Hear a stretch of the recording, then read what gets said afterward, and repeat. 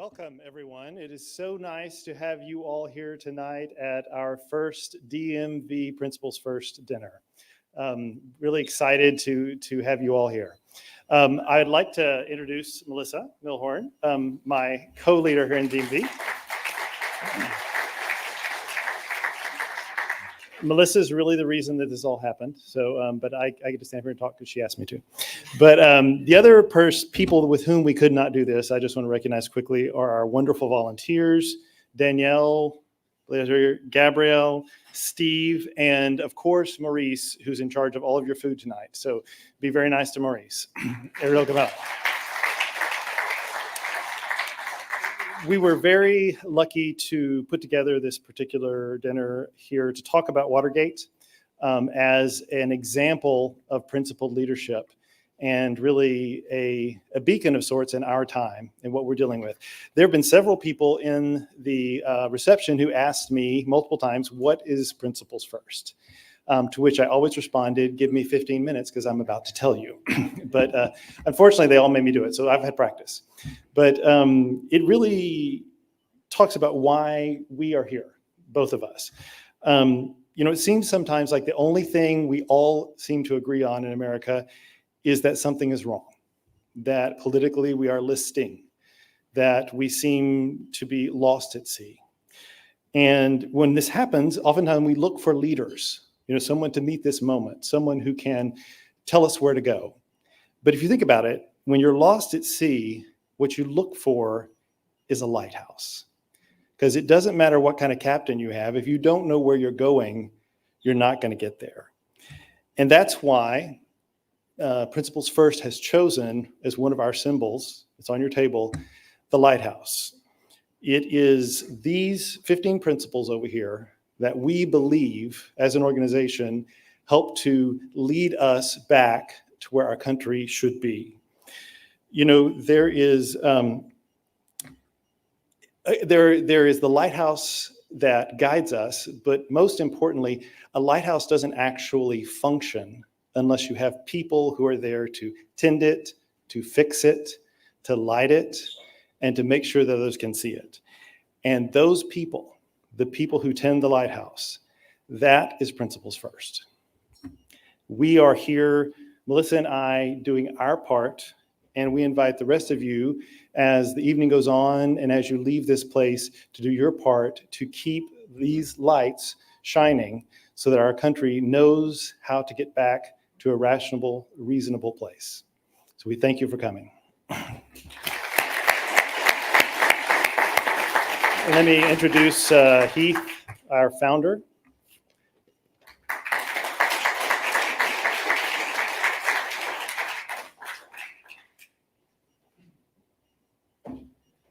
All right, welcome everyone. If everybody could just please rise and join me in saying the Pledge of Allegiance.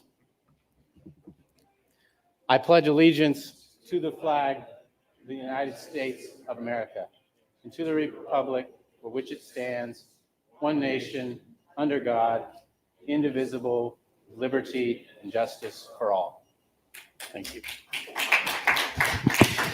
Well, thank you, Robert and Melissa, and to the whole Principles First crew for helping put on this fabulous first Principles First dinner in the state of Maryland. We're thrilled to see so many faces, many familiar, many new, and many from right here in Maryland, which is always great. That's really the name of the game of these Principles First dinner as we've continued to grow. I was speaking with my wife before I came up, and she was like, I can't believe, you guys used to do these things, and they were like in an Applebee's, and there were like 4 people, and you like took a selfie stick. It was sort of embarrassing. And she was like, you should put that in there. You should say that because it's a testament to how much you guys have grown. And it's like one day maybe it'll be 10 times the size. So that is, I think, just from the layperson looking in, it is exciting to see the growth and the potential really of creating this Principles First community that has really grown since 2019. Our flagship event every year is in February. It's the same weekend as CPAC. It will be having it again this year. It's the last weekend in February. It'll be at the JW Marriott, but it's the Principles First Summit. And we started it with the idea that if we just get people together if we just come together and talk about these lights that these guiding principles that Robert mentioned, then there's power in that. And people need to know that there are groups of people, rooms like this, that are full of energy and enthusiasm for the things that make America truly great, so that they see that banner raised and people can rally to it, because that is how great things have always been achieved and accomplished in the United States of America. And I think it's fitting, actually, that we're here in Maryland this evening.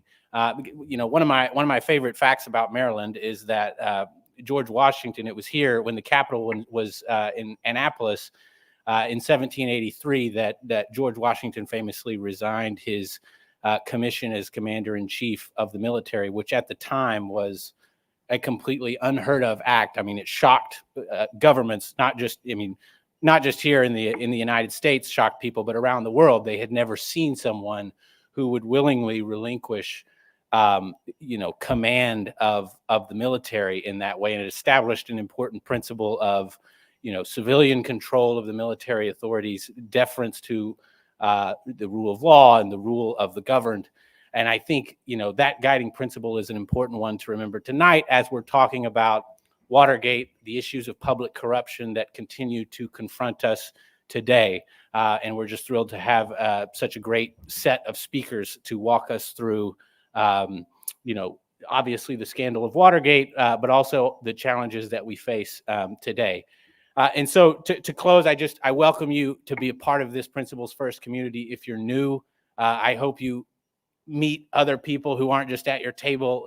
We've built time into the program for you to, meet folks and get to know them, and keep coming back, because we want to host dinners like this around the country. Because I will say, I think, you heard it in the video, the people in this room and the people in the rooms like this around the country, I think, are the most important people in American politics, just as a matter of determining the course that the country will go. You've got both sides in their camps, the bases of each party, obviously, that sort of people count on those votes. But the people in this room really have the power to say, it's not just party that is guiding the choices that we make when we go into that voting booth. You have to do something more than just have an R or a D next to your name to get our votes. You really have to be committed to these principles and show us where you have fought for them in the past. And so that is really an important ethos that I think everyone in this room shares.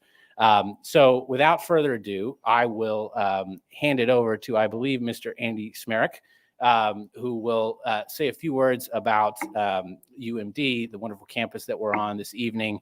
But thank you so much for being here. It is a great privilege to have you all here and to share in this important discussion at an important time in the life of our country. So thank you.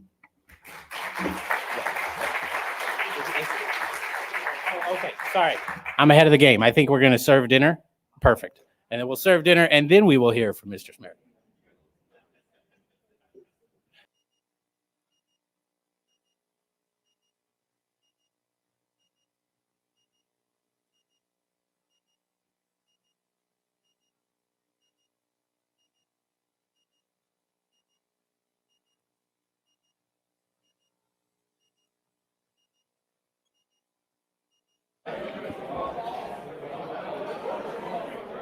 Hello, everyone. I hope you're enjoying your dinner.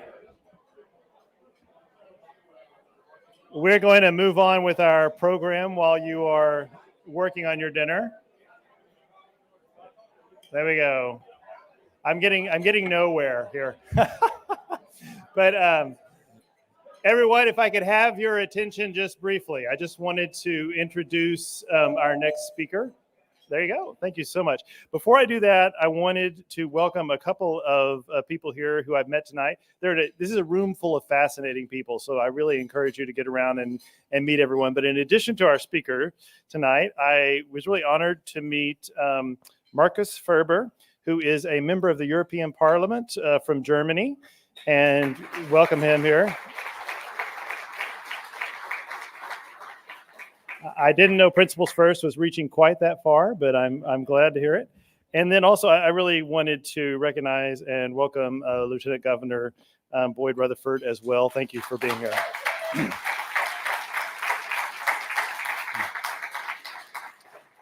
If I'd known in advance, I would have put you on the speakers list. So it was right not to tell me. The next person we would like to ask to speak today is Andy Smerick. And Andy was an appointee of Governor Hogan's to the Higher Education Commission in Maryland. He also currently serves as a regent on the board for the University of Maryland. And in that capacity, we asked Andy to come and welcome you all to the University of Maryland and share with you some of his thoughts on our theme tonight.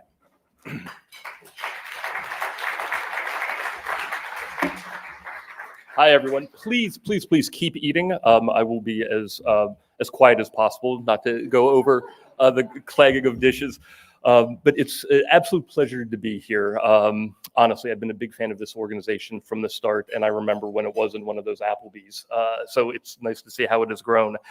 I also want to just say that it's a pleasure to be able to introduce people to, or at least welcome you to College Park, which is the home of the flagship of the best public university system in America.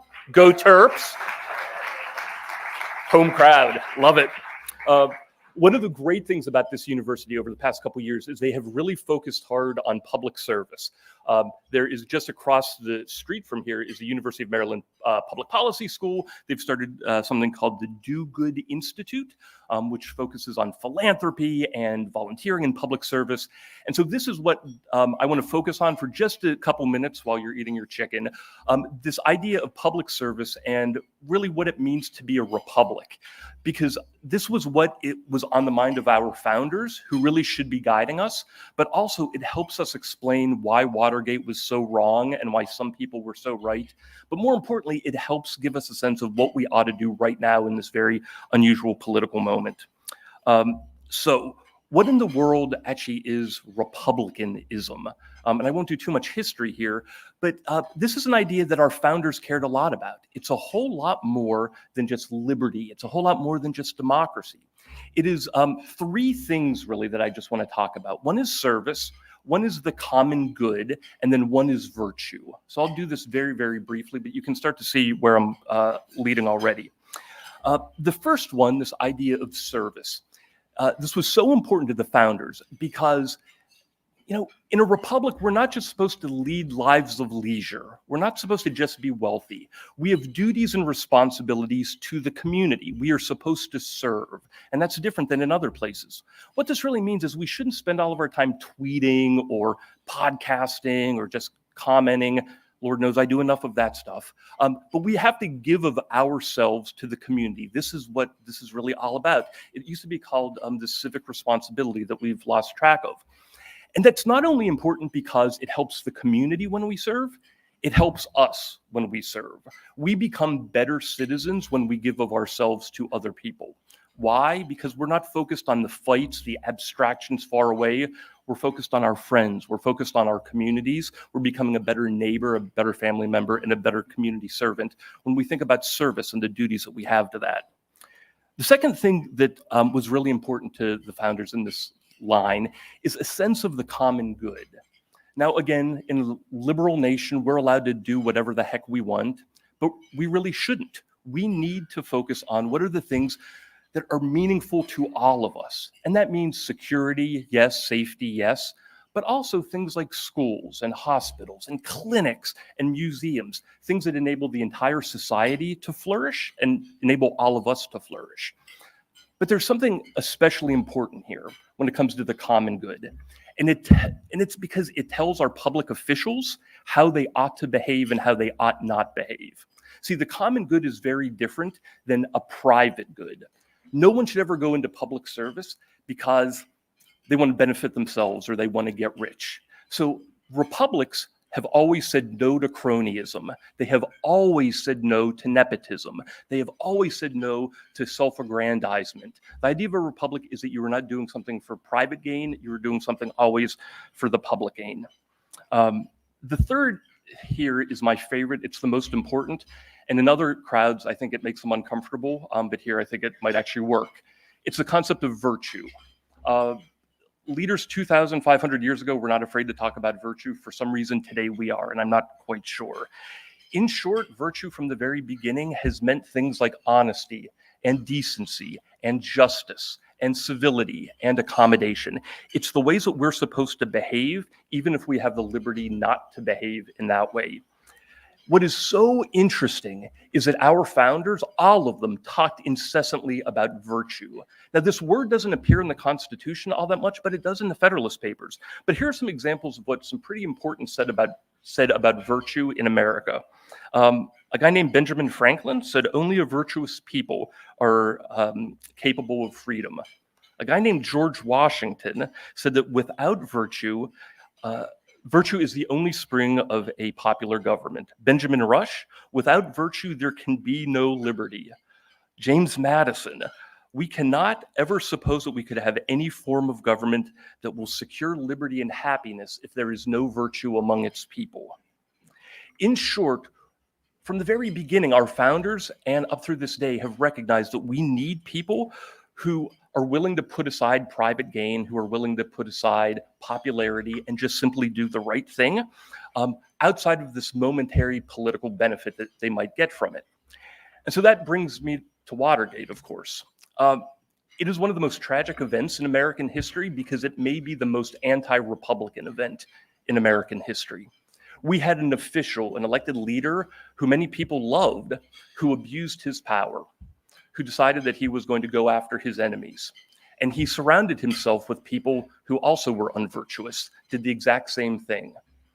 But the great thing about Watergate, if there can be any great thing, is it also, in one sense, was our greatest Republican moment, because there were people who were willing to stand up, to say that this moment is wrong. Partisanship will tell me to do X, but I have to do Y here. And thank goodness there were people like the father of Governor Hogan, who are willing to stand up and say in that moment, yes, partisanship tells me to stand by a president of my party, but I simply cannot do that. So what I want to end with is this. It's this observation that in a republic, leaders like that are always going to be necessary. But we as citizens of a republic have to recognize that they are not always going to be popular. Doing the right thing is sometimes going to get you into political hot water.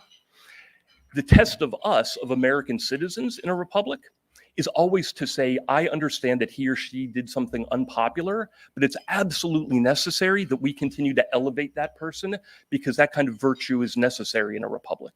I mean, keep in mind, 250 years ago, there was this young lawyer named John Adams, extremely ambitious. He wanted to have a future in politics, but he was willing to defend in court the soldiers who were responsible for the Boston Massacre. It was unpopular. It could have ended his political career, but the American people decided this man is doing something unpopular, but it's in the best interest of the republic. It's in the best interest of justice. We didn't cast him aside. John Adams then helped write the Declaration of Independence and was a leading diplomat, ended up being our first vice president and our second president. 200 years after that, there was this guy from Tennessee, Howard Baker, a United States senator, a Republican, who, like Congressman Hogan, was willing to stand up against Richard Nixon in the moment. A Republican senator was the one who said, what did the president know and when did he know it? That made him extraordinarily unpopular, but he did it because he thought virtue required it. The American people decided not to end his career. They decided America needs people like him. The next elected Republican president didn't cast him aside. Ronald Reagan made him his chief of staff in his second term. 20 years after that, Joe Lieberman in the US Senate had the courage to say to Bill Clinton, a Democratic, his own party's president, the way you behaved in office, it's unacceptable. It is immoral. That made Joe Lieberman extraordinarily unpopular, but he did it because of virtue, because it was the right thing to do. The American people and Al Gore decided this man still has more to give. Therefore, he became the next Democratic nominee for vice president in the next election. My point in all of this is we have a responsibility to continue to stand by leaders of virtue, leaders who put service and the common good above all else, and not to just let them go to the side. America will always need those kinds of people, and it's up to us to make sure that we stand by them and stand for them. Without putting any more of a fine point on this, it is in short supply, these number of leaders who believe in the common good, who believe in justice, who believe in service, who believe in virtue. We need to find those kind of leaders, push them forward. And if I can steal the name, really important that we find leaders who put principles first. So thank you so much for your time. Welcome to College Park.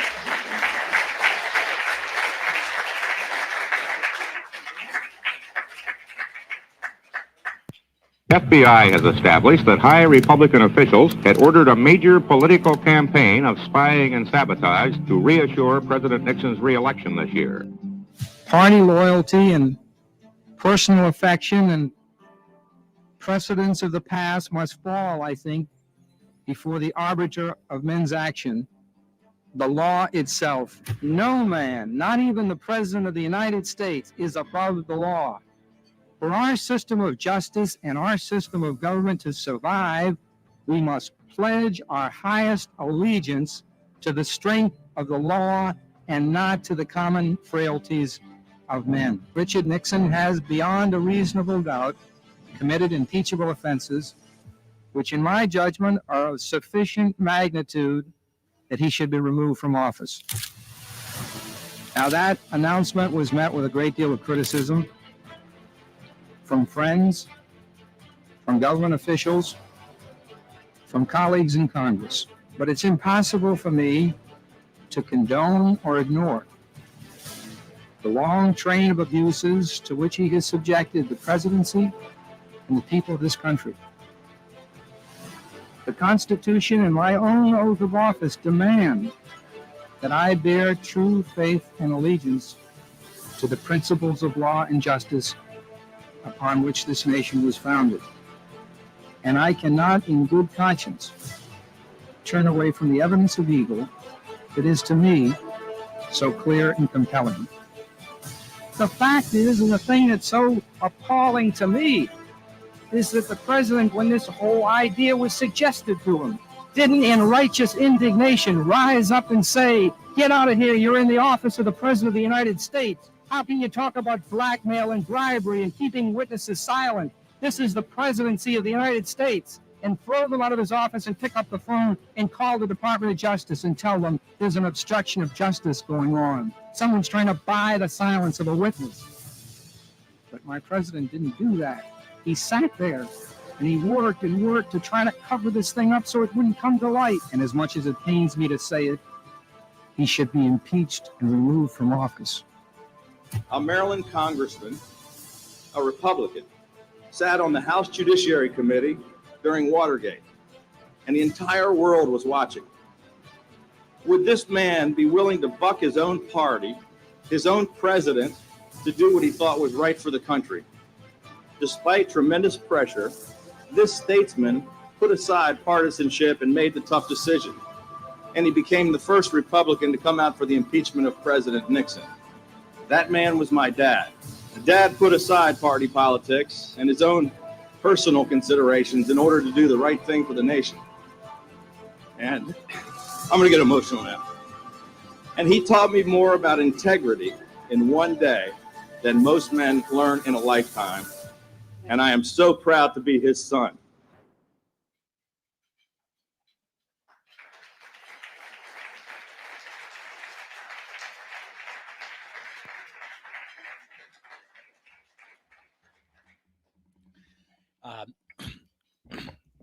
Thank you. It is my distinct honor and privilege now to welcome our featured keynote speaker this evening on the topic of Watergate at 50. I don't think there could be a better keynote speaker on the topic.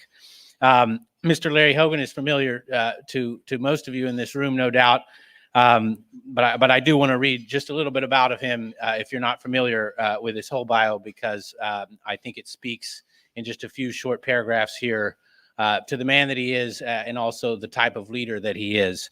In 2014, outnumbered in party registration by more than 2-1 and outspent by more than 5-1, Larry Hogan pulled off the biggest upset in America on that election night, becoming only the second Republican governor elected in Maryland in 50 years. Once in office, Governor Hogan quickly became an example of leadership for the entire nation, accomplishing what many believed was no longer possible: bipartisanship and common sense solutions. As governor, Larry Hogan cut taxes for 8 years in a row by $4.7 billion, including the largest tax cuts in state history. Overall, after inheriting a $5.1 billion structural budget deficit, the governor left office with a record $5.5 billion in reserves. That's pretty unheard of, a more than $10 billion swing. Under his leadership, Maryland produced the greatest economic turnaround in America, going from 49th out of 50 states to number 6. He restored peace and order to Baltimore City during the riots of 2015, reduced the cost of health care premiums by over 30%, made historic investments in education, transportation infrastructure, and protecting the environment, and was the only Republican governor in the country to overturn a Democratic gerrymandered map. And I also want to just mention, in the room tonight, we have Mr. Walter Olson here at the table, many of you may know him. He's at the Cato Institute, was involved in those. It works very closely as a scholar of gerrymandering and how to appropriately apportion districts, and I know has been involved in drawing some of the maps and advising the legislature here in Maryland on that. Walter, it's great to have you here. But as governor, Larry Hogan even achieved all this, obviously, while overcoming a very personal battle against cancer. So if it wasn't enough to achieve all of those feats, just imagine trying to do it while also defeating cancer. Quite something. After 4 years of economic success and bipartisan progress in one of the bluest states in America, Governor Hogan then received an overwhelming endorsement from the citizens of Maryland, who overwhelmingly reelected him to a second term in 2018, making him only the second Republican to do that in the entire history of Maryland. Mr. Larry Hogan is someone who I greatly admire and respect. He's someone that I've looked up to as a leader in public life at a time, I think, when there are not so many leaders out there that we can look up to with confidence. And so it is my distinct honor and privilege. Please join me in welcoming Mr. Larry Hogan to the stage.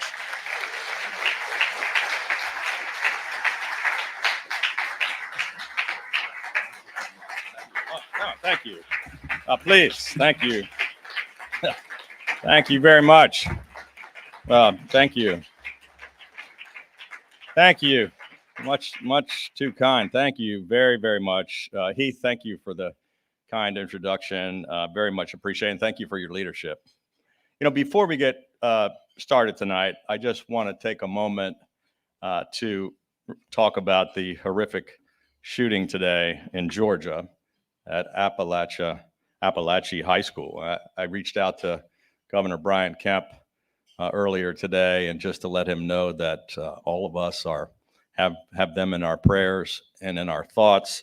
And if it's okay with you, in the wake of this terrible tragedy, I'd like to take a moment of silence for all of the victims and their families and the people of Georgia.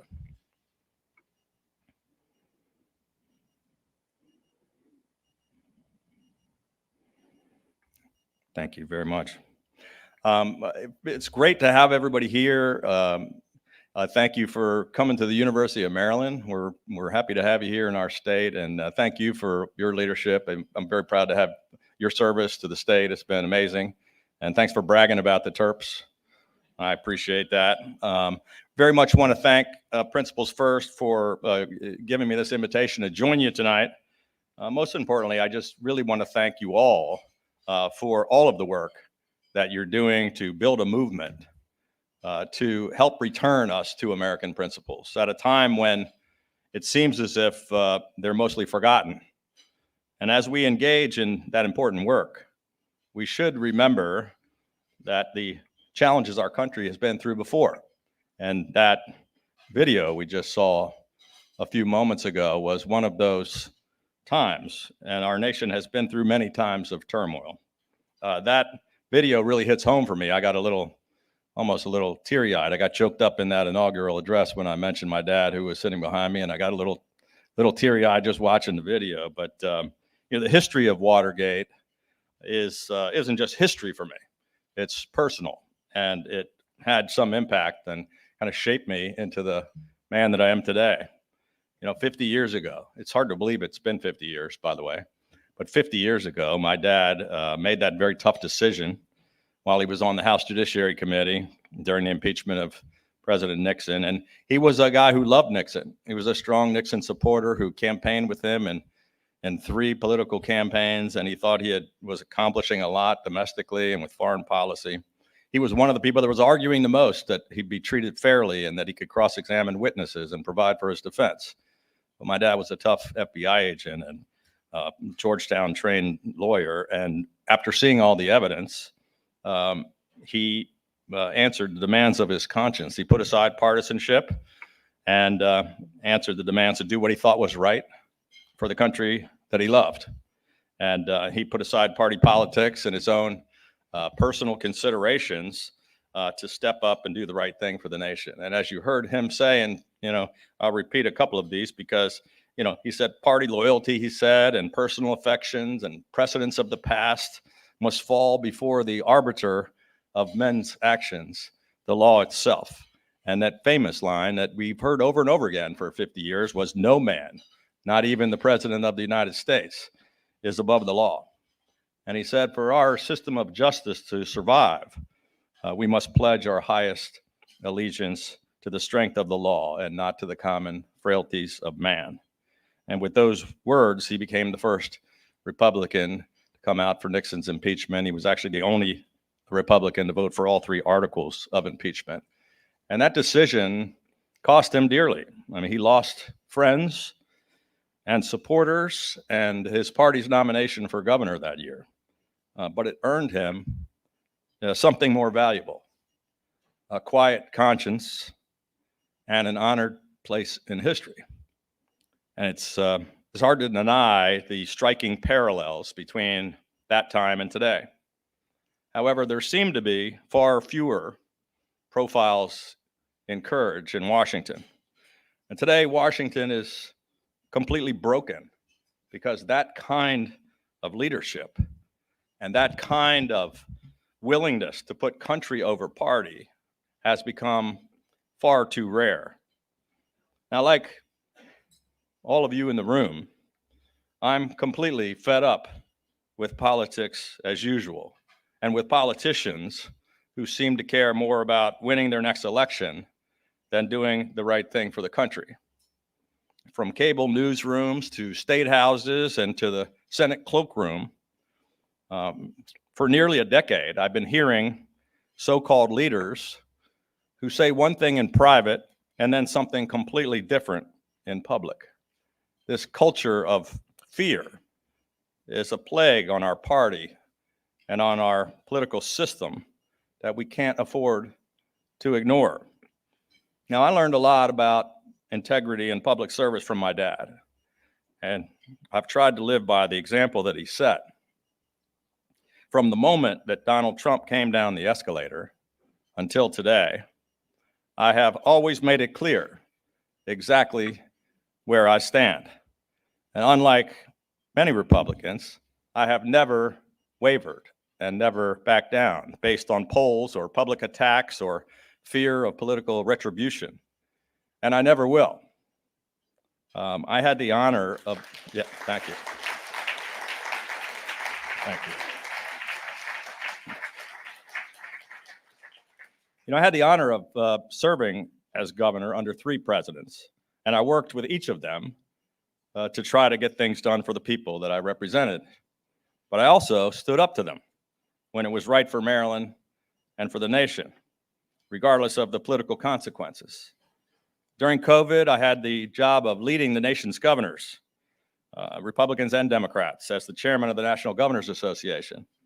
And even when others were afraid to, I pushed back against the president when he said things that were wrong, dangerous, or divisive, because it was my job to represent all of my colleagues and because my most important job as governor was to keep Marylanders safe. On January 6th, when the president was watching the chaos on television, I was the first leader in America to send in the National Guard to protect our nation's capital and our democracy.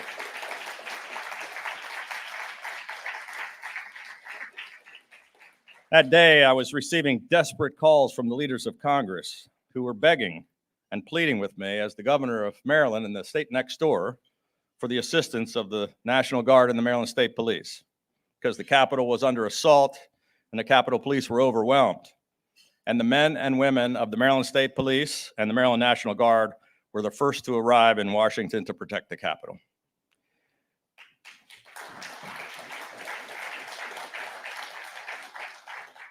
The very next day, I said President Trump should resign and let Vice President Pence take over so that he could lead a peaceful transition of power. America is once again at a dangerous crossroads. Most Americans are thoroughly convinced that we're hopelessly divided, that Washington is completely dysfunctional, and that our entire political system is fundamentally broken.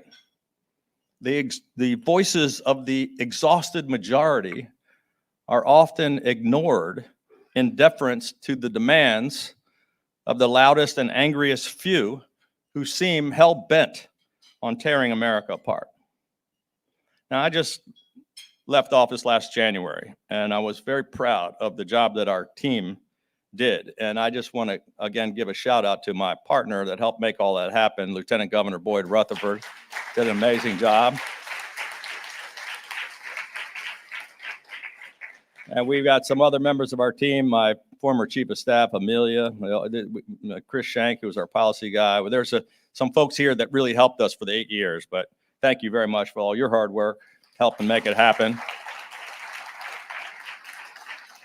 And I left office with a 77% job approval, and in one of the most democratic states in America. And I was very satisfied with the job that our team did and all the work that we accomplished. And quite frankly, I thought I was done with politics.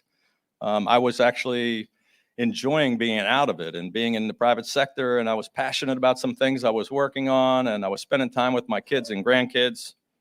I didn't really get into this race because I had a burning desire to be a senator. I didn't certainly need another title. I wasn't looking for a job, but I've never been more concerned about the direction of the country. And I felt that the dangerous lack of political courage and principled leadership in Washington was putting our nation at risk. The final straw for me came in February, 2 days before the filing deadline, when I was not planning to run for the Senate. And there was a bipartisan compromise to make progress on securing the border and to provide critical aid to our allies in Israel, Ukraine, and Taiwan. And there were senators who supported the bill and all the things that it was trying to accomplish, but they voted against it simply because Donald Trump told them to. And that was that's when I made the decision. I have to go down there and try to do something about this mess.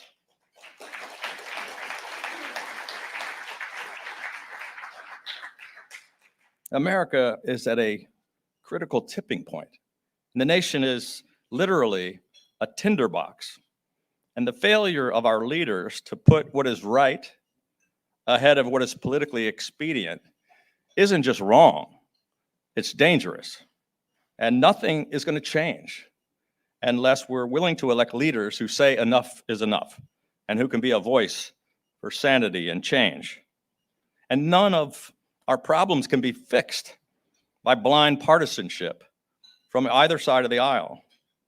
So look, we can continue to go down this dark road of extremism and toxic politics and hatred and violence, or we can recognize that we rise and fall together as one nation. Now, my opponent in this race for the United States Senate only wants to spew partisan rhetoric about red versus blue. And I think it's time we get back to focusing on the red, white, and blue.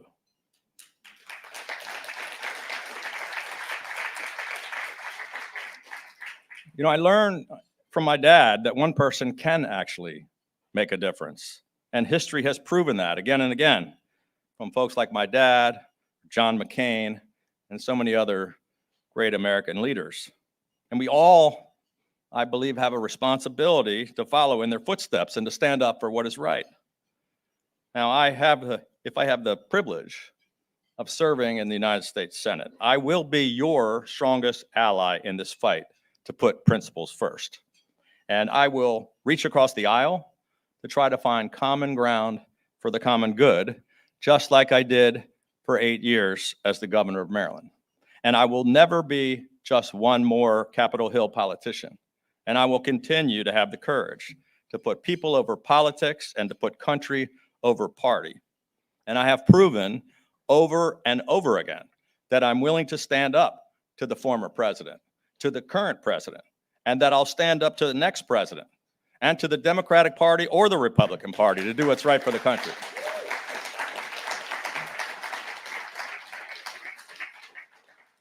And I will continue to always do what I believe is right for my state of Maryland and for the country. And I'll be the same strong, independent leader for Maryland that I always have been. I believe that I can be that critical, independent swing vote that will be a roadblock to the crazy and the extremes from both sides of the aisle in order to finally work to deliver common sense, bipartisan solutions on the important problems that face America.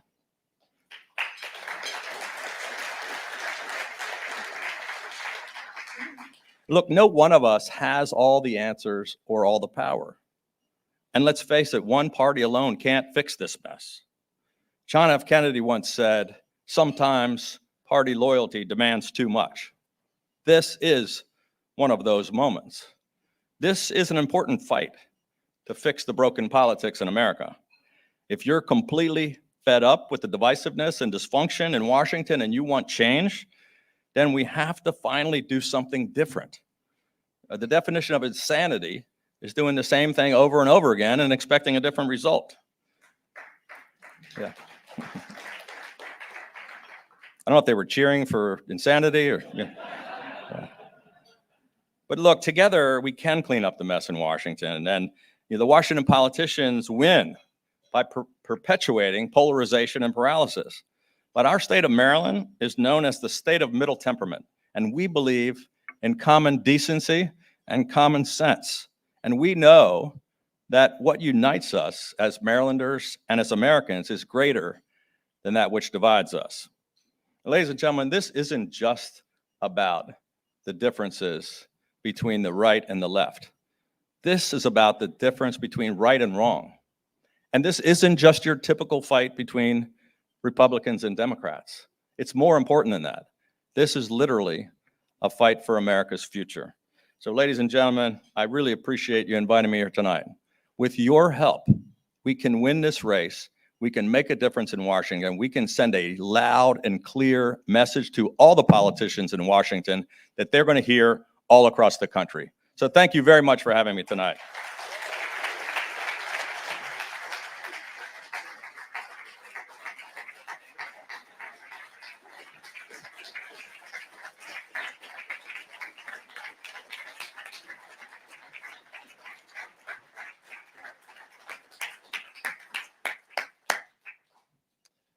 What a great example of principled leadership.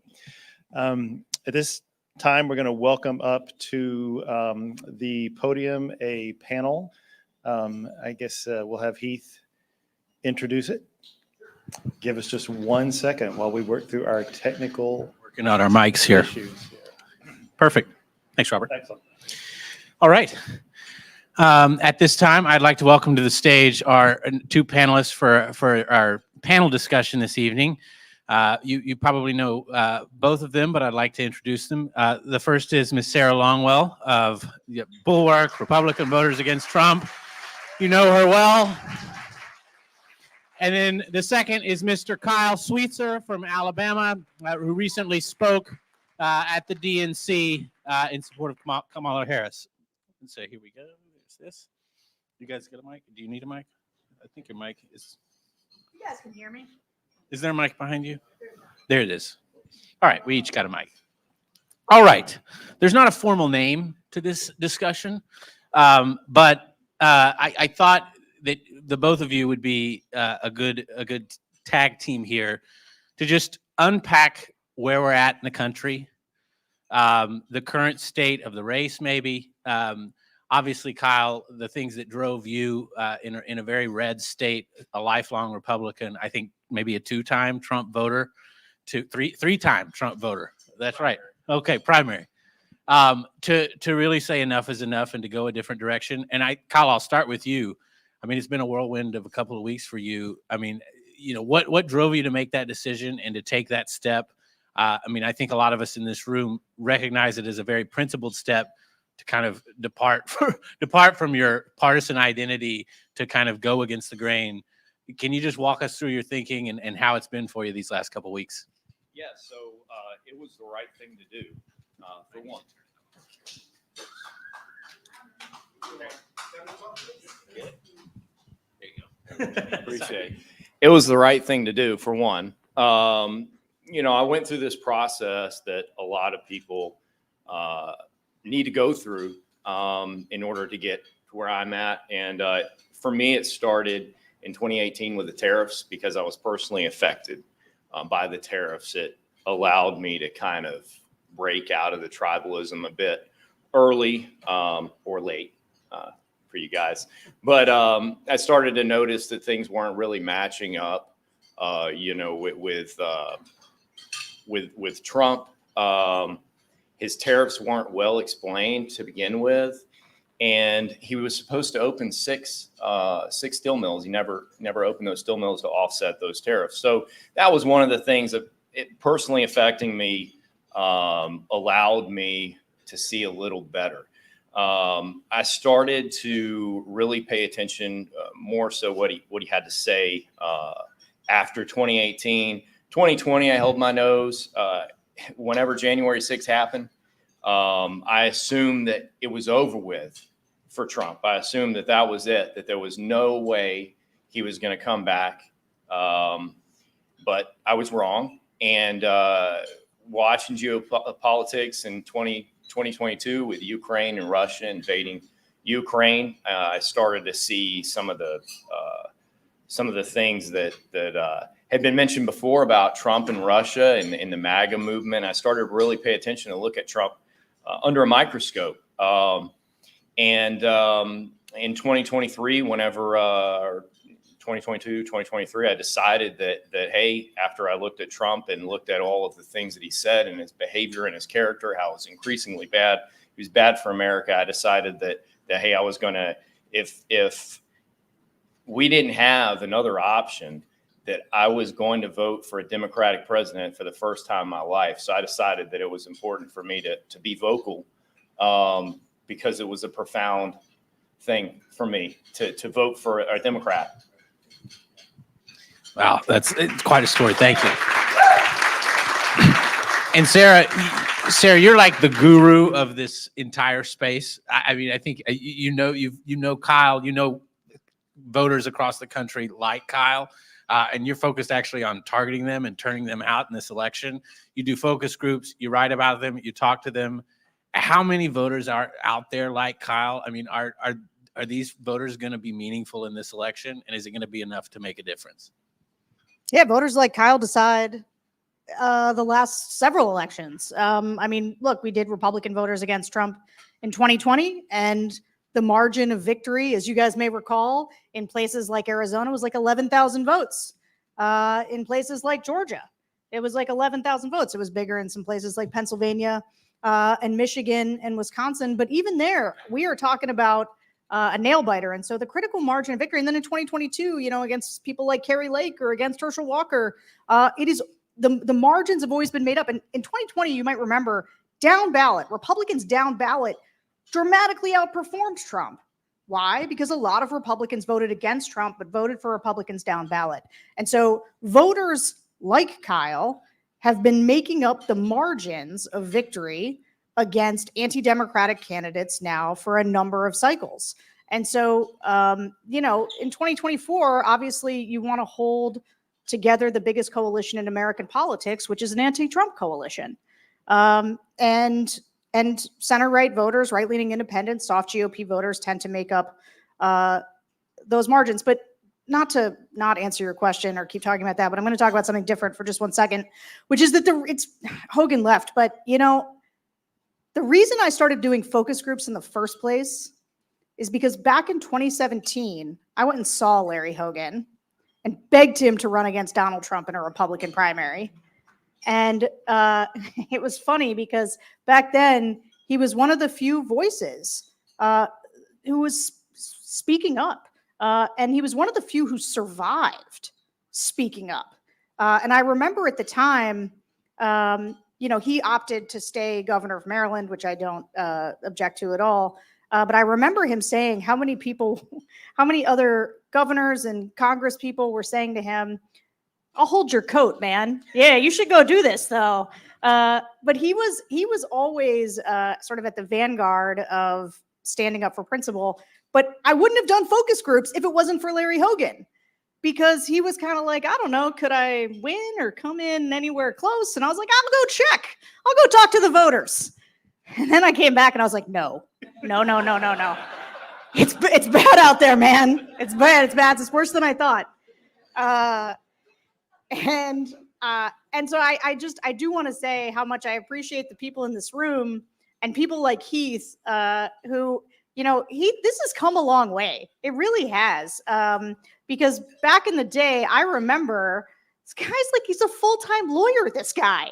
He's got an actual job, like with a boss who wants to see his billable hours so he can make partner. And in this meantime, he's just built this on the side, right? This remnant group of us who are trying to figure out what to do in these moments. And it's nice that Larry Hogan still gives us an opportunity to be like, oh yeah, that's what a Republican could sound like. That feels great that a Republican could sound like that. Because we're not seeing that much in national politics, because since we started, it's just gotten worse. And so I think that to go back then to the original question about people like Kyle, there's been a political realignment going on where every cycle, what happens is that there is a new group of Kyles, a new group of people who look up and say, man, I've been a Republican the whole time, but like, are we still doing this? Are we doing Trump again after January 6th? And so people who held their nose the first time, right? Then there's people who held their nose the first time who the second time said, absolutely not. I'll vote for Joe Biden. And then there's people who did it twice, who after January 6th looked up and said, I won't do it again. But what's meaningful is I think the people in this room understand we still need to have two responsible political parties in this country. And so there's still a fight to be had. There's still something that has to be rebuilt. And I'm in a very unproductive set of Twitter fights about this. But there is a world, right, where like the conversation that we have and why these rooms are so important is that among each other, we got to figure out what to do next. Because either we're all going to become part of a remnant coalition of sort of centrist Democrats, or we're going to figure out how to beat Trump and rebuild something in the Republican Party. And I don't think it's clear what the answer is yet. But I will tell you that factions and remnants are the places where every movement starts. And so what we're doing here tonight remains deeply important, and it's great. I walked in with Heath, and I went, wow, there's a lot of people here. Look at this. This is great. And I also want to say, just because I'm talking, that with people like Kyle and I were talking earlier with another guy. Is Matt here? Is Matt McCaffrey here? Not that I know Okay, of. so he's a Pennsylvania Republican. He was part of his state party, spoke up about Trump, got defenestrated, which is a thing that happens to a lot of Republicans who speak up. And one of the things that always amazes me is that right now, in this moment, going into this election, there are generals, there are former Republican presidents, there are a lot of people who they defended democracy abroad. They sent people to die for our democracy. And right now in this moment, they won't say anything. They won't say anything about what they saw in an administration that they believe was catastrophic. I mean, it is wild. Donald Trump's own vice president will not endorse him. That's unprecedented. It's crazy. But there are so many people who are failing to speak up in this moment.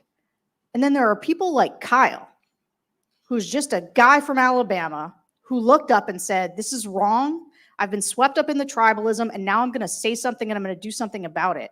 And he's not scared, but these other guys won't talk. So I have endless appreciation for every person who decides I'm going to say something, because he doesn't have Secret Service protection, and he doesn't have a media team, and he doesn't have a bunch of people there to defend him. He's just a guy who decided that it was the right thing to do and decided to do it. And it is the thing that is lacking across the board in our politics. And so every time people like him do this, like, reminds me what we're doing here. And I so appreciate it. Thank you. I think that covers sort of where we're at. Was that right not the now. question you No, asked no, me? Was that great. anywhere close? That was great. I teed it up. You ran it all over the field. That's fantastic. Called the weave. Yeah. I want to pick up, Sarah, on what you were saying about where we go from here, because I think increasingly, I mean, obviously the country's focus right now is so much on November and getting that answer right.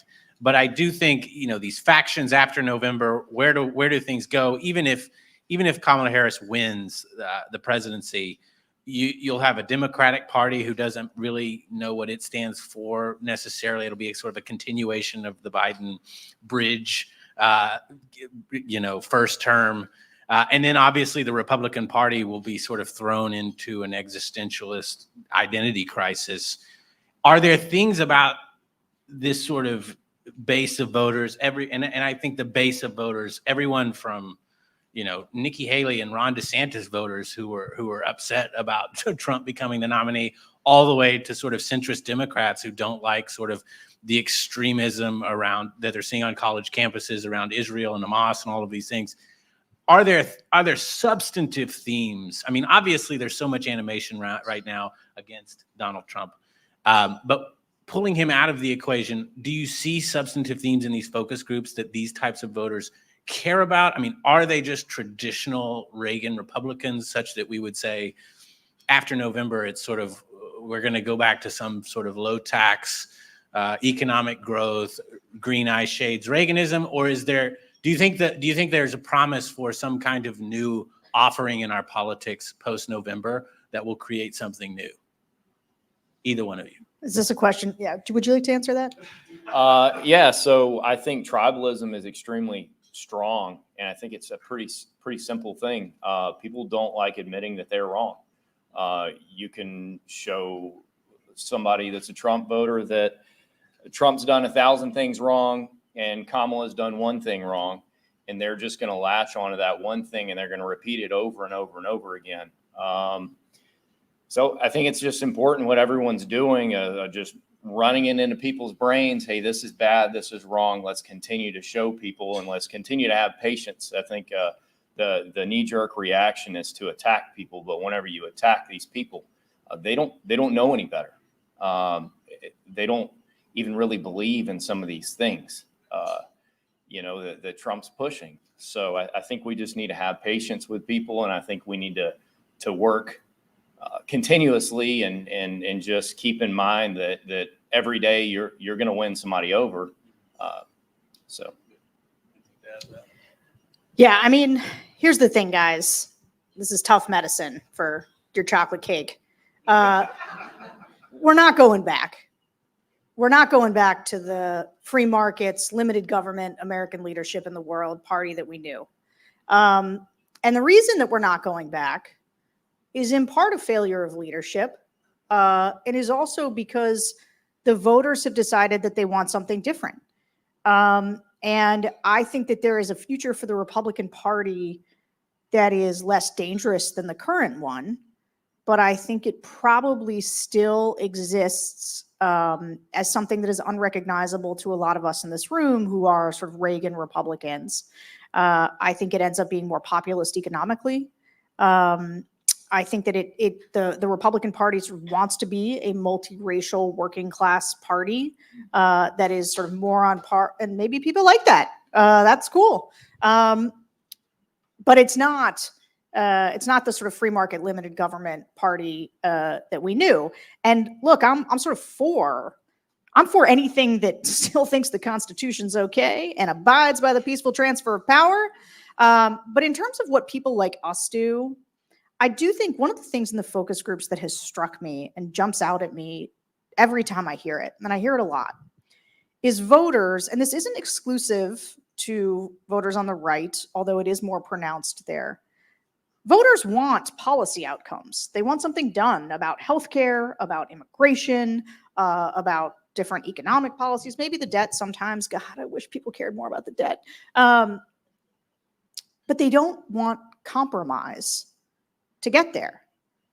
People have stopped responding to the promise to reach across the aisle as a positive thing. What voters have decided is that any kind of compromise is bad, that it makes you part of the uniparty or the establishment. And so what they want to hear from their politicians is, I won't compromise. I'll fight for you. The problem is that policy outcomes, the mechanism by which you get them, is compromise. Compromise is the thing you do that allows you to reach some kind of conclusion to make people's lives better. And if you forego it, if you decide that it's not important, you're just reaching for strongmen. The eye alone can fix it. And so what I think we have to do, what I believe our project is to reteach people the importance of compromise, of reaching across the aisle, of rewarding politicians who say that that's a value of theirs, and explaining to people how you get to the policy outcomes that they want. Because without that, we're just, that's like, I don't like to throw the word authoritarian around, but that's what kind of reaches for people being like, well, just go do something, you one guy, break the system, I don't care. And we're going to have to rebuild the center in this country. And the center means, I think, thinking about a new faction that is broad and that appeals to some of the best instincts in who we are. But it's going to take leaders of principle to get us there who explain to people why that's good. And we are in short supply of those. And I think it's going to be the jobs of people in this room to surface those leaders, elevate those leaders, and help make sort of a new case for how we do politics in this country, because people have forgotten some of the most basic lessons. And Kyle, I'll throw this one to you, and then be thinking of your question. We'll come to questions after this. But Kyle, I wonder, one part of the equation, just from my perspective, is a hunger among the American people for genuine people in politics. People who aren't just sort of reading the talking points, or the typical politician who gets up there and sort of reads a speech, or, it just kind of fits the mold. And I think that in some ways was something that drew people to Trump, because he would just say whatever came to his mind. And people said, oh, he's speaking for me in some way. And I wonder if that's actually an inroad for this new lane. Like, I wonder, like, the people that have spoken to you, your friends from back home, coworkers, since you've taken this stand, even if they're still with Trump, have they, I mean, obviously they're frustrated with you. They probably don't listen to your arguments, but I mean, they're not going to say that you're not being genuine, right? They're not going to come at you that this guy's a phony. They might say that, but I would suspect that you actually have a pipeline with them to have a conversation. Is that the case? Or are they just like TPing your house, or like, what's the? No, it's actually well received, very well received. I have people asking questions. I've had one or two people kind of have a meltdown that I had to get rid of on my Facebook, but that's expected. Some people just can't handle it. I think that, you make that point of Trump appealing to people and trying to be like them. He's just being nasty, and he's appealing to nasty people. He's somebody that has a golden toilet. I mean, it's hard. It's hard to understand how he appeals so well to people when he's not the common man. Any thoughts from the room? We'll go to questions now. Anybody have a question for the panel? I guess this is really a question of viewing him as the common man, or viewing him as the perception of this champion. Right? That would seem to be more like this, right? Nobody can relate to having a bullet or fly around a jet, but they see this guy flying. Well, as far as I can tell, people think that he's like pro small business. He's for them because he's a businessman. So there's some kind of a private businessman, someone that's not in government. So because he wasn't in government, he's got some kind of, that's one of the things that appeals to people, because he says that he wasn't in government, even though behind the scenes he donated to people, et cetera. Get tax breaks for all his casinos. Right. But yeah, I mean, people just cling on to the smallest thing with him. And I think he just really appeals to the worst in us, and it's easy to appeal to that. So as a leader, we expect leaders to do the right thing and to not appeal to those, the worst in people, but he chooses to appeal to that, and he knows how to manipulate that. Any other questions? Yeah, right here. How can we take action to prevent Donald Trump from being elected? I know how I feel. I go up to Pennsylvania and knock on doors and make sure the Democratic Party wins the next election. How can podcasters, other people around here, encourage people to do something like that? Make phone calls, contribute money. I would love it if podcasters like yourself would encourage. I mean, God bless you, Sarah Longwell, for Republicans voting against Trump. God bless you. Well, what else can other people be doing as a person in terms of getting on the football field, moving the ball down the field to make sure Trump is not elected? Good question, Sarah. Yeah, it's a great question. So I always think that the best thing to do is what Kyle does. And I think that you could say, and maybe people in the room feel like they're doing this, but so one of the ways that the things that shaped me and my thinking around communications was fighting for gay marriage. And as a Republican, Walter Olson's here, who was like a hero of mine from back in the day. There was one of the ways that I was part of the Log Cabin Republicans, I was part of Young Conservatives for Freedom to Marry. And at the time, it was all about how do you create a permission structure for within Republican circles to be supportive of gay marriage. And the biggest thing was to come out and to say, hey, you know me, I like the Second Amendment, I love free speech, and I love free markets, and also I love girls. And I'm married to a woman. We've been married for 13 years, and it's cool. And we're not doing anything, I joke a little bit. I mean, I have been married for a long time, but the permission structure of personal engagement, right? What can everybody do? Everybody can say, I'm a Republican. And Liz Cheney just did this at Duke. I don't know if you guys saw it before you came in here, but Liz Cheney's sitting on stage talking to a student. And she says, look, where we are right now in our politics is so dire that it's not enough just to say that Donald Trump is unfit. I'm going to vote for Kamala Harris. I'm going to do the thing that doesn't feel right for me to do because it's so important and the stakes are so high. And when she does that, and when Kyle does it, and frankly, not to take anything away from Queen Liz Cheney, but like when Kyle does it, it's almost more important. And when you do it, it's more important because just like coming out was about my Republican family being like, well, I already know and love this person. So what am I going to do now? Like, I guess I'm going to march in a pride parade. I don't know. What am I going to do? They didn't do that. But your personal testimonial, right? The whole theory behind Republican voters against Trump, and Kyle was one of our big stars this time who made a video and started slugging it out on social media. And they create a real permission structure by being a person that looks and sounds like the people that they're talking to, that is from a community that they recognize and is saying, I'm going to do this. I'm going to take this, what feels like an extraordinary step to me because the stakes are so high. And I think you could ask yourselves, like, am I doing that in my own communities? Because it is the number one thing you can do. You can come out and you can say, I'm doing this as a conservative, as a Republican, because this better reflects my values. And yeah, it's a deserved applause. And the only thing that I'll add to that, I think that's an immediate action step. And, I think also about sort of the longer term. I mean, immediately I would say the blocking and tackling that you suggested around kind of getting out there, knocking doors in the key states like Pennsylvania, making phone calls for candidates that you believe in, donating directly to them. I think that's sort of the bread and butter of activist politics, and that really moves the needle with respect to an election. I think there's also this bigger battle that happens over the long arc of our politics, and in this battle, it is sort of it's sort of a messaging game of theater in some ways.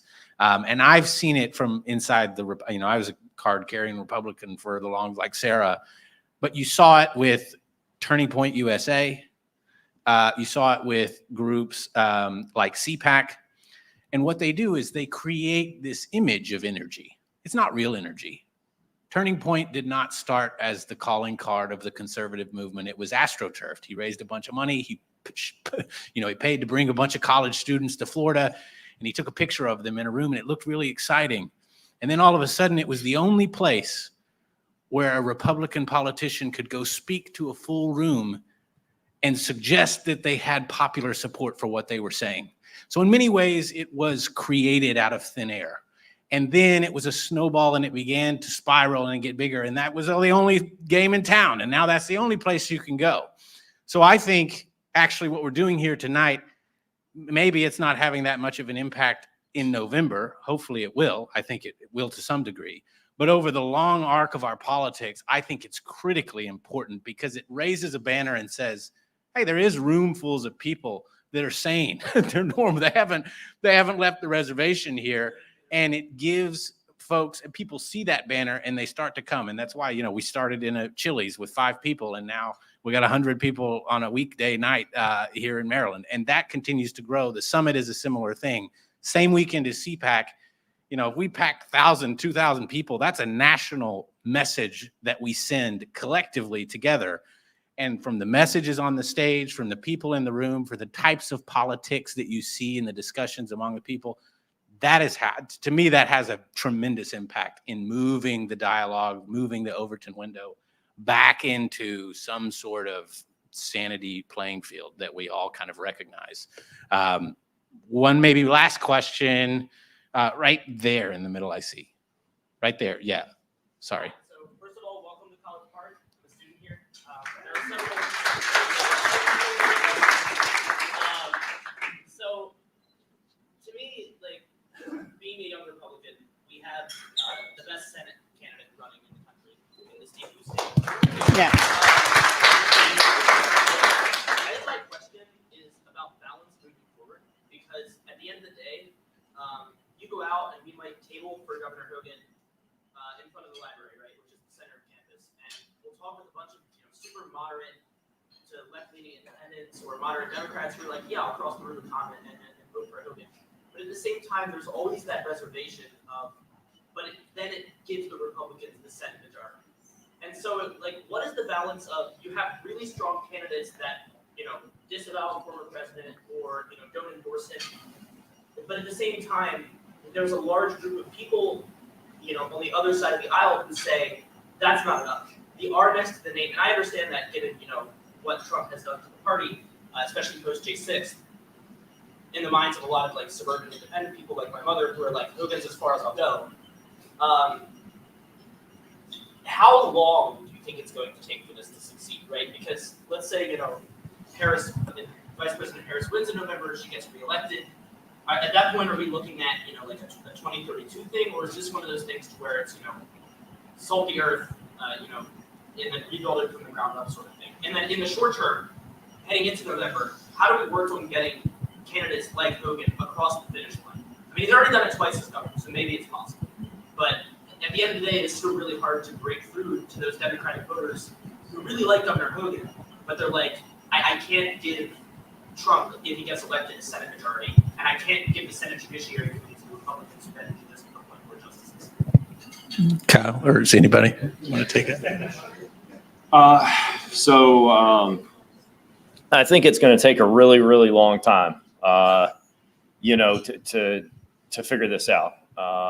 Whether the Republican Party is able to be saved or not is that's nobody knows. I think that Trump losing by a landslide would help, and is necessary. So I hope that happens, but.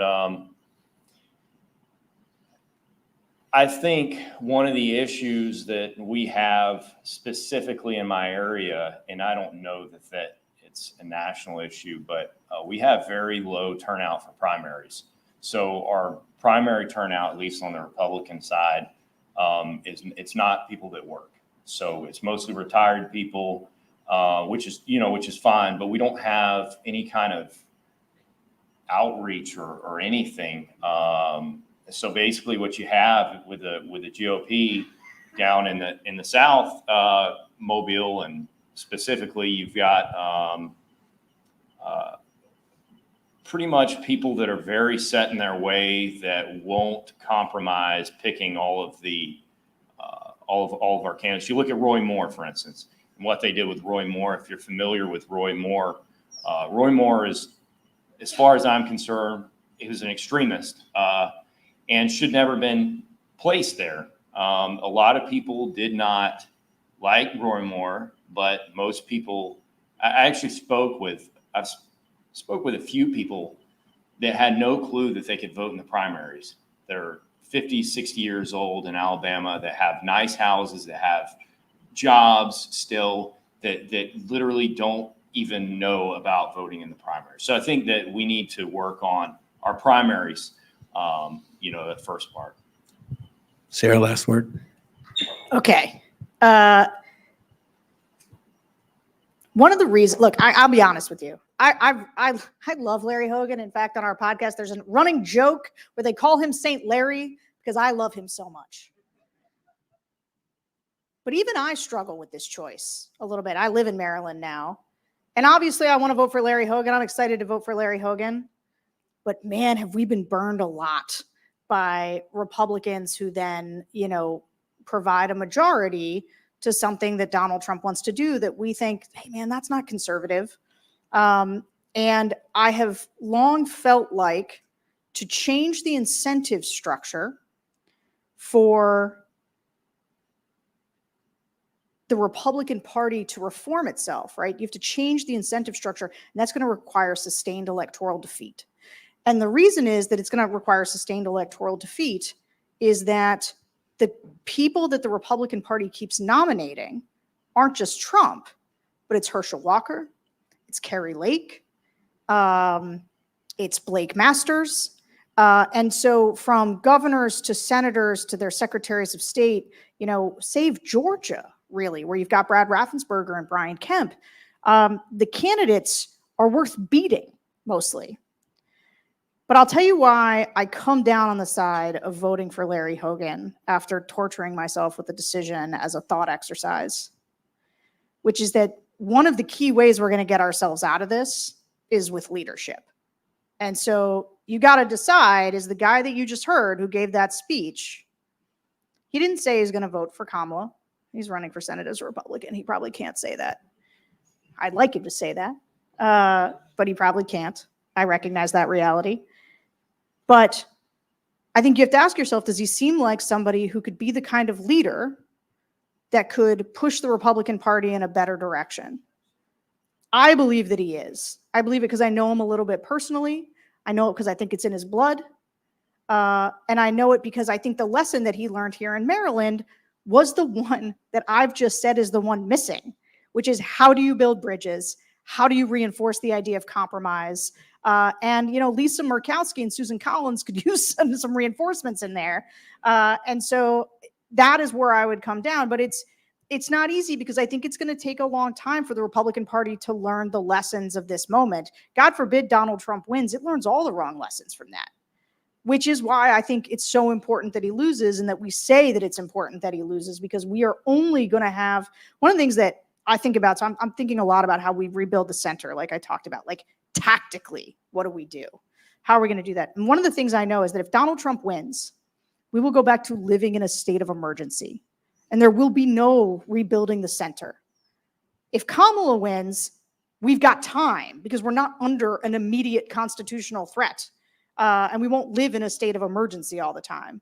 And so that is my hope for us. My hope is that we can get that short-term win for her, and we can do the hard work that's going to take leaders like Larry Hogan, find him new candidates, create the incentive structure, because right now in a primary, the incentives are all bad for pragmatic. Matt Dolan can't win in Ohio.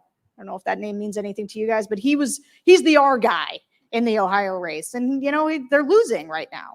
Maryland's basically the one place it could happen. So we've got a long road ahead of us, but like I said, you got to have two functioning political parties in this country. And so like, there's nothing to do but do the work. All right. Thank you, Sarah Longwell. Kyle Sweetser.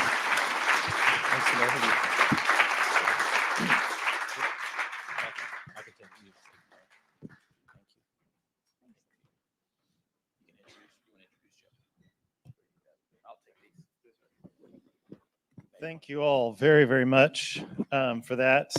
All three of you are heroes of mine. Kyle, you talk to our people. Thank you. Sarah, you used to be the kind of Republican I want to be, so now you're just the kind of whatever I want to be. And Heath, of course, we're both from Texas. We were both lawyers in New York. I clearly did something wrong because I don't know how I got where I had, but I really appreciate what, Keith, what you've done to build this organization. And I want to quickly, yes. I want to quickly pivot to introduce one other personal hero of mine. Talk about someone who's willing to say I was wrong, which in my book is the most important and courageous thing you can do. It is someone who's becoming a friend, the irrepressible former Congressman Joe Walsh, here to tell us all what can you do now. So please.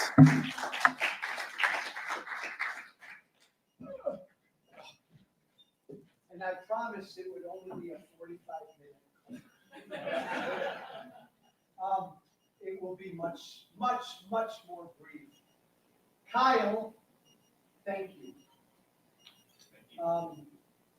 Everything Sarah said about how important the Kyles are out there is true. When you're a national Republican, like me or Kinzinger or Cheney, and you stand here naked and say, I'm going to support her. He's bad, he's unfit, he's a threat to democracy, we all know that. But as a Republican, I'm going to take this giant step and I'm going to vote for the Democrat. In this case, I'm going to vote for Kamala Harris. That takes a lot of courage. What Kinzinger did took a lot of courage. Thank God for Ms. Cheney, what she did today.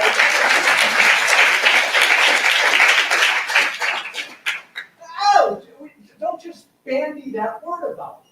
That takes courage. I'm all over the place on the ground in New Hampshire and Pennsylvania. I'll be there tomorrow, and Michigan and Wisconsin. And I'm talking to folks like Kyle every single day. It is more difficult to be a local Republican in your neighborhood, in your community, in your local GOP group, and to take that step. To take that step. Son of a gun, I salute you. Thank you. All right, I got 3 to 4 little pearls, and they'll all be brief. What's next? What's next? Doesn't matter right now. Doesn't matter right now. I'm a dark Irishman. I think the Republican Party ain't never coming back, or the Republican Party's going to take 164 years to come back. Not our worry right now. Sarah's right. The Ronald Reagan free market, free trade, expand legal immigration, opportunity for all, limited government party. That's not coming back. I made a mistake. I voted for Trump in 2016. I got on that bandwagon. The party's there. The base of the party, the most energized, energetic voters, they don't want that. They want Trumpism, they want MAGA. That's not changing. And we all kind of did it. Crazy Tea Party people like me helped do it. A Republican establishment asleep at the wheel helped to do it. Because I don't know about you, Kyle, but if I had $1 in the last 6 years for every Republican voter, base voter, committed voter on the ground who said, Joe, he's the first one who listened to me. Trump. He's the first one who gave it the time of day. Finally, somebody's hearing me. A lot of truth into that. And the party establishment fell asleep at the wheel and forgot about their people. But most importantly, guys, what next doesn't matter. Not right now. Save the party, a new party, a couple new parties. You can talk about all the reform in the world you want to begin to get into, all the great conversations and discussions we can have about fixing not just a broken Republican Party, but a broken political system. None of that matters unless we beat him, unless he's our only focus, and it's been this way for the last couple of years. He was always going to get the nomination, but our only focus now is stopping him. Stopping him to even begin the conversations about what next. So sometimes I get pissed off about the whole what next. Not now. If you believe in your head and your heart that he is truly a horrible human being who is unfit to be in that White House, you've got one job. You've all got one job the next 60 days. Stop it. Stop it. Point two, there's good news. There's a lot of you out there. There are more of you out there. Sarah knows this better than anybody. But I'm on the ground as well in these states. And I'm talking to Republicans every single day. I am stunned right now by the number of Republicans who've told me I'm going to vote for her. Most of them won't say it publicly. Most of them won't do what Kyle did, but they'll wish. I was in New Hampshire last week. Bunch came up to me. I'm going to vote for her, Joe, but I just can't say that publicly. Big old hug. Big old high five. They're out there. And I don't think it's being measured, and I don't think it's being picked up by the pollsters. But there are a lot of Republicans, there are a lot of conservatives and independents who will vote for Kamala Harris who just won't be it. And that's fine. Final thought. And I said this to a college group a while ago. I wish I were younger. College kids.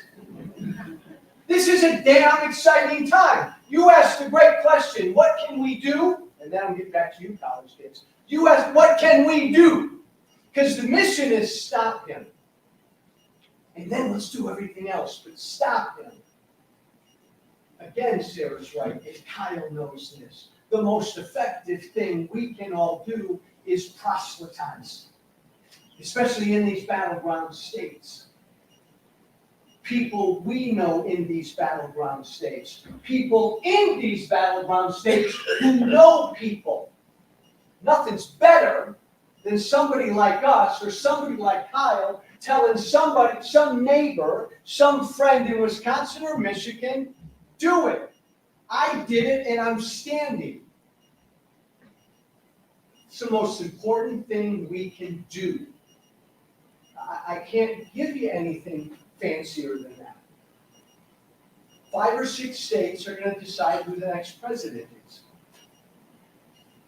Everybody you know in Wisconsin and Michigan and Pennsylvania and North Carolina and Georgia and Arizona and Nevada, talk to, volunteer in those states. There is nothing more valuable right now than that. And I close with this. And this is what I told that college class a while back. I wish I were younger because this is one of those rare moments, and don't be too jaded for this, Put your phones down. I know we've got all this fancy technology. Don't be too jaded for this. He knows it. This beautiful experiment in democracy is only 248 years old. Wasn't that long ago? We are blessed right now because we have an opportunity right now to make a real difference. This doesn't come along every day, young folk, where you have an opportunity to kind of write history. You have an opportunity to say, I'm a Republican, but I'm going to put that party label right here for the next 6 years. For Kamala Harris, I have an opportunity to be a patriot and put my country first. Man, you're 80, you're 70, 60, you're 22. I don't care what your age is. This is and I'm 84. Usually that gets a laugh.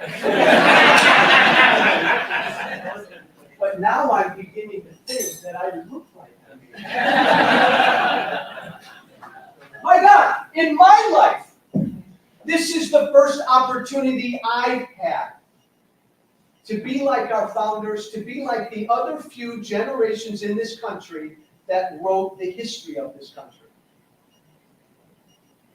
So it's hard. It sucks because I've got to vote for somebody who I disagree with on damn near every policy. Well, boy, she sounded like Ronald Reagan the other week, didn't she? Huh? What a great speech. But this is great. This is an opportunity. It doesn't come along that often. So, Rob, no, there's no rah-rah. The rah-rah is, what do? You got 60-some days, stop Trump. You got 60-some days, stop Trump. Don't think about anything else. Oh, but what's going to happen to the Republican Party? I don't give a damn. I don't give a damn. Not now. Oh, whoa. Stop him. That's our only focus. Proselytize. Get out there. You are patriots, you're Paul Revere, you're our founding fathers. I love this stuff. I used to teach American government, American history. I love this stuff. We're living it. I don't care how old you are. Get out there. You got 60 days. Proselytize to everybody you know. Find people like Kyle in every single battleground state. Tell them to talk to their neighbors. Everybody, go. We can do this. Thank you, everybody.